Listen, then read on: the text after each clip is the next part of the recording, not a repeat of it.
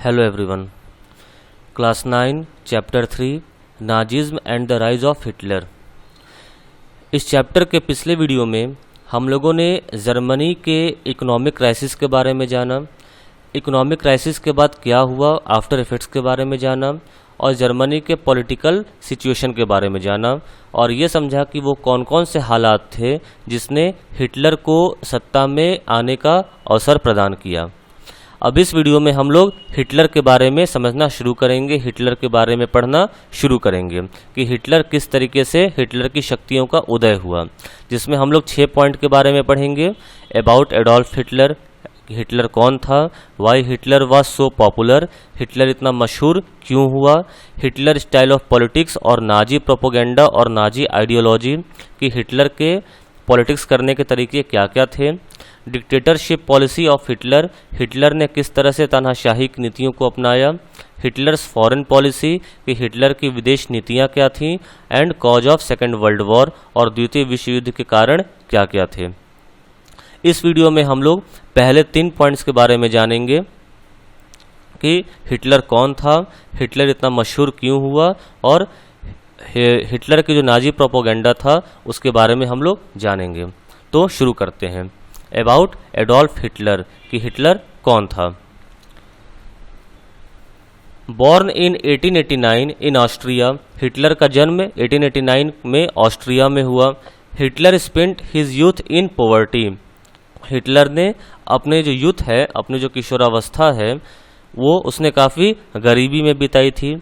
When the first world war broke out he enrolled for the army, प्रथम विश्व युद्ध में उसने सेना में उसका सिलेक्शन हुआ था। Acted as a messenger in the front, और सीमा पर वो एक मैसेंजर का काम करता था, यानी कि संदेशवाहक का काम करता था, बातों को यहाँ से वहाँ पहुँचाने का उसका काम था। And earned medals for bravery, और अपनी बहादुरी के लिए उसने बहुत सारे मेडल भी जीते। इन 1919 he joined a small group called German Workers party, 1919 में उसने एक छोटा सा ग्रुप ज्वाइन किया जिस ग्रुप का नाम था German Workers Party. He subsequently took over the organisation and renamed it the National Socialist German Workers Party, और धीरे धीरे बाद में वह उसी ग्रुप का लीडर बन गया, नेता बन गया, और उसने ग्रुप के नाम को चेंज कर दिया और नाम उसने कर दिया National Socialist German Workers Party. The party came to be known as the Nazi party, और इसी पार्टी का नाम आगे चलकर नाजी पार्टी कह कर दिया गया। तो हिटलर के बारे में हम लोगों ने जाना कि हिटलर का जन्म 1889 में हुआ था। काफ़ी गरीबी के हालात में उसने अपने जीवन बिताए थे। प्रथम विश्व युद्ध में वह सेना में एक संदेशवाहक का काम करता था जो सीमा पर बातों को सीमा तक पहुंचाता था, और जिस काम के लिए, जिस बहादुरी के लिए उसे बहुत सारे मेडल्स भी मिले थे। 1919 में उसने एक छोटा सा group German Workers party join किया और बाद में उसी ग्रुप का वह नेता बन गया, और उसने उसका नाम चेंज करके national Socialist German Workers party रखा, और इसी पार्टी का नाम आगे चलकर नाजी पार्टी हो गया। अगला इसमें टॉपिक है why Hitler was so popular, Hitler इतना मशहूर क्यों था। Hitler was a powerful speaker, Hitler एक बहुत ही अच्छा वक्ता था, वह अपनी बातों से लोगों को इन्फ्लुएंस करने की ताकत रखता था। He promise to build a strong nation, और उसने वायदा किया था कि वह एक बहुत ही स्ट्रॉन्ग नेशन बनाएगा, एक बहुत ही मजबूत देश बनाएगा। Undo the injustice of Versailles treaty, और ट्रीटी ऑफ वर्सेलिस में जर्मनी के साथ जो अन्याय हुआ था उस अन्याय को ख़त्म करने के लिए और लोगों को न्याय दिलाएगा, इस बात का उसने वादा किया। Restore the dignity of German people, और जर्मन के लोगों की जो डिग्निटी चली गई थी, जिस तरीके से वो एक तरह से स्लेव बन गए थे, किसी भी, जैसा हम लोगों ने देखा था कि इकोनॉमिक क्राइसिस में किसी भी काम को करने को तैयार थे, बैठकर ताश खेला करते थे, कोने में बैठे रहते थे, लोकल एम्प्लॉयमेंट एक्सचेंज की लंबी लंबी कतारों में खड़े रहते थे। तो लोगों की जो डिग्निटी थी, बिजनेस क्लास लोगों को अब गरीब मजदूर हो जाने का डर सता रहा था, तो इससे लोगों की डिग्निटी पर काफ़ी चोट पहुँची थी। तो हिटलर ने अपनी पॉलिसी से उस डिग्निटी को वापस लाया और जर्मन के लोगों की भी इज्जत बढ़ाई। He promised employment for those looking for work and a secure future for the youth, और उसने वायदा किया कि वह उन सभी बेरोजगारों को कार्य देगा जो काम की तलाश में इधर उधर भटक रहे हैं, और साथ ही साथ वहाँ के जो नौजवान हैं उनके भविष्य को भी काफ़ी सिक्योर करेगा। He promised to weed out all foreign influences and resist all foreign conspiracies against German। और उसने ये भी वायदा किया कि जितने भी विदेशी ताकत जर्मनी पर कब्जा जमाने के लिए उसके धाक में बैठे हुए हैं, या जो भी जर्मनी के खिलाफ कॉन्स्पिरेसी कर रहे हैं, षड्यंत्र कर रहे हैं, वो उन सबको परास्त करेगा और जर्मनी को एक फ्री इंडिपेंडेंट नेशन बनाकर लोगों के सामने रखेगा। अगला है हिटलर स्टाइल ऑफ पॉलिटिक्स और नाजी प्रोपोगेंडा और नाजी आइडियोलॉजी, कि हिटलर ने किस तरीके से अपने राजनीति को बढ़ाया, नाजियों का क्या क्या प्रोपोगेंडा था या नाजी आइडियोलॉजी क्या था। ये टॉपिक्स हैं कि क्वेश्चंस किस तरीके से एग्जामिनेशन में आ सकते हैं, यानी कि क्वेश्चंस आ सकता है कि what were the Hitler style of politics, या व्हाट वाज नाजी प्रोपोगेंडा, और explain the main points of Nazi ideology. किसी भी तरह से एग्जामिनेशन में क्वेश्चंस आ सकते हैं, तो उसके आंसर्स यहाँ पर इन पॉइंट्स में हैं। पहला, Nazis held massive rallies and public meeting to demonstrate the support for Hitler and instil a sense of unity among the people.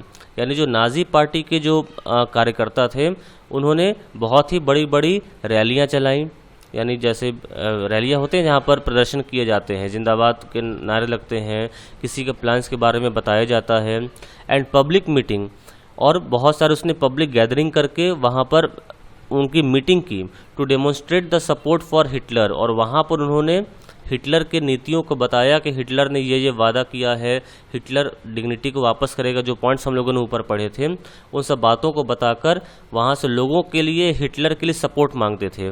जिस तरह से चुनाव में नेता वोट मांगते हैं, उस तरीके से ये नाजी के जो कार्यकर्ता थे वो हिटलर का सपोर्ट मांग रहे थे। And instil a sense of unity among the people, और लोगों के अंदर एक राष्ट्रीयता की भावनाओं को भरने की कोशिश कर रहे थे। वो जताने की कोशिश कर रहे थे कि आप जर्मनी के हैं और जर्मनी को एकजुट हिटलर ही कर सकता है, तो अगर आप हिटलर का सपोर्ट करेंगे तो आपको ये सारी फैसिलिटीज़ मिलेंगी और जर्मन एक फ्री इंडिपेंडेंट नेशन बनकर आपके सामने प्रस्तुत होगा। The red banners with the swastika, the Nazi salute and the ritualised round of applause after the speeches were all part of this spectacle of powers. नाजियों ने अपना एक झंडा बनाया था जो कि लाल रंग का था, और झंडे के बीचों बीच स्वास्तिक का निशान बना हुआ था। नाजी सैल्यूट, यानी जैसे ही हिटलर सामने आए तो वहाँ पर लोगों को उसे सैल्यूट करना है। And the ritualised round of applause after the speeches, और जैसे ही हिटलर का भाषण खत्म होता है वैसे ही सभी लोग एक सुर में ताली बजाएंगे।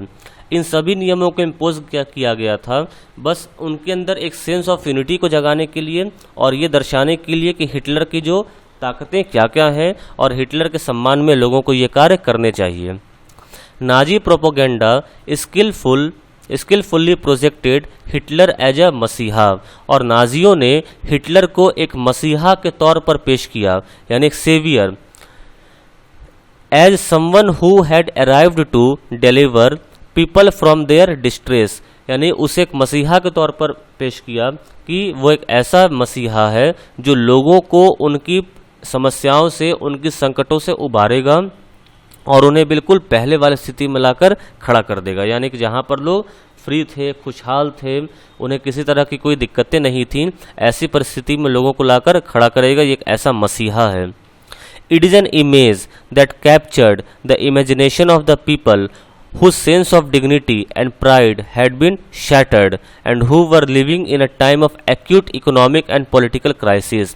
और ये वो समय था जहाँ जर्मनी के लोग एक बहुत ही आर्थिक मंदी के दौर से गुजर रहे थे। जर्मनी में पॉलिटिकल इनस्टेबिलिटी थी, जैसा कि हम लोगों ने देखा था पॉलिटिकल सिचुएशन में कि तकरीबन औसतन 300 दिनों में 20 बार सरकार बदली जा चुकी थी।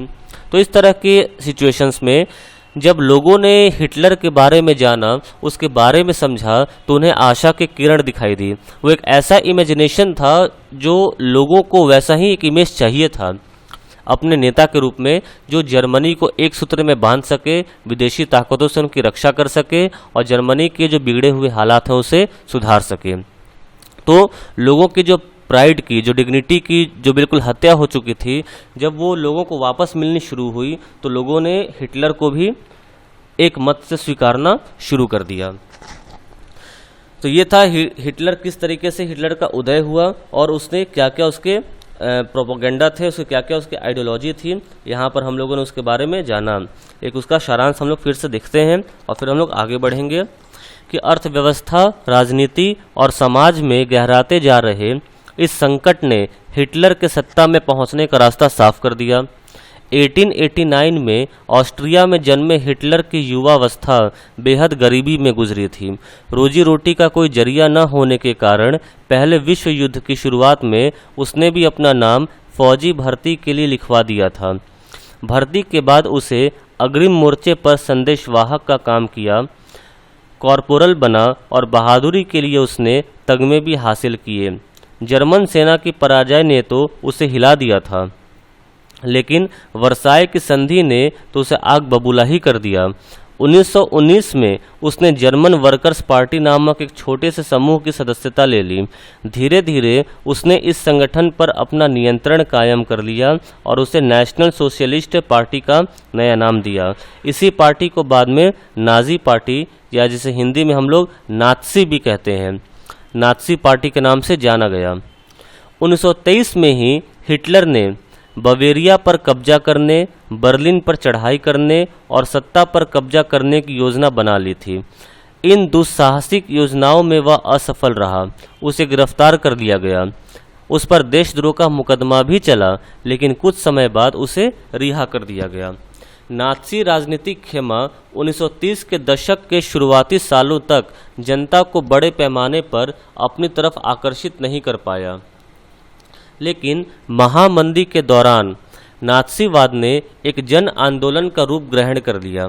जैसा कि हम पहले देख चुके हैं, 1929 के बाद बैंक दिवालिया हो चुके थे, काम धंधे बंद होते जा रहे थे, मजदूर बेरोजगार हो रहे थे और मध्यम वर्ग को लाचारी और भूखमरी का डर सता रहा था। नात्सी प्रोपेगेंडा में लोगों को एक बेहतर भविष्य की उम्मीद दिखाई देती थी। 1929 में नात्सी पार्टी को जर्मन संसद रिचस्टैग के लिए हुए चुनाव में महज 2.6% वोट मिले थे। 1932 तक आते आते यह देश की सबसे बड़ी पार्टी बन चुकी थी और उसे 37% वोट मिले। हिटलर जबरदस्त वक्ता था। उसका जोश और उसके शब्द लोगों को हिलाकर रख देते थे। वह अपने भाषणों में एक शक्तिशाली राष्ट्र की स्थापना, वर्साय संधि में हुई नाइंसाफ़ी के प्रतिशोध और जर्मन समाज को खोई हुई प्रतिष्ठा वापस दिलाने का आश्वासन देता था। उसका वादा था कि वह बेरोजगारों को रोजगार और नौजवानों को एक सुरक्षित भविष्य देगा। उसने आश्वासन दिया कि वह देश को विदेशी प्रभाव से मुक्त कराएगा और तमाम विदेशी साजिशों का मुंह तोड़ जवाब देगा। हिटलर ने राजनीति की एक नई शैली रची थी। वह लोगों को गोल बंद करने के लिए आडंबर और प्रदर्शन की अहमियत समझता था। हिटलर के प्रति भारी समर्थन दर्शाने और लोगों में परस्पर एकता का भाव पैदा करने के लिए नात्सियों ने बड़ी बड़ी रैलियां और जनसभाएं आयोजित कीं। स्वास्तिक छपे लाल झंडे, नात्सी सैल्यूट और भाषणों के बाद खास अंदाज में तालियों की गड़गड़ाहट, ये सारी चीज़ें शक्ति प्रदर्शन का हिस्सा थीं। नात्सियों ने अपने धुआंधार प्रचार के जरिए हिटलर को एक मसीहा, एक रक्षक, एक ऐसे व्यक्ति के रूप में पेश किया जिसने मानव जनता को तबाही से उबारने के लिए ही अवतार लिया था। एक ऐसे समाज को यह छवि बेहद आकर्षक दिखाई देती थी जिसकी प्रतिष्ठा और गर्व का एहसास चकनाचूर हो चुका था और जो एक भीषण आर्थिक और राजनीतिक संकट से गुजर रहा था। तो यहाँ पर हम लोगों ने देखा किस तरीके से हिटलर ने अपने भाषण के जरिए और अपने रैली के जरिए, अपने स्टाइल ऑफ पॉलिटिक्स के जरिए लोगों का विश्वास जीता और लोगों ने हिटलर को अपने मसीहा के रूप में देखना शुरू किया। अगला टॉपिक है डिक्टेटरशिप पॉलिसी ऑफ हिटलर। तो डिक्टेटरशिप पॉलिसी में हम लोग ये समझेंगे कि हिटलर ने किस तरीके से पूरे जर्मनी में अपने तानाशाही को कायम किया। On 3 March 1933 the famous enabling act was passed. This act established dictatorship in Germany. 3 मार्च 1933 को जर्मनी में एक बहुत ही प्रसिद्ध इनेबलिंग एक्ट को पास किया गया और इस एक्ट ने ही जर्मनी में तानाशाही का माहौल उत्पन्न कर दिया, तानाशाही के माहौल को इस्टेब्लिश कर दिया। आइए समझते हैं कि इनेबलिंग एक्ट में क्या क्या था। All political parties and trade unions were band except for the Nazi party and it's affiliates.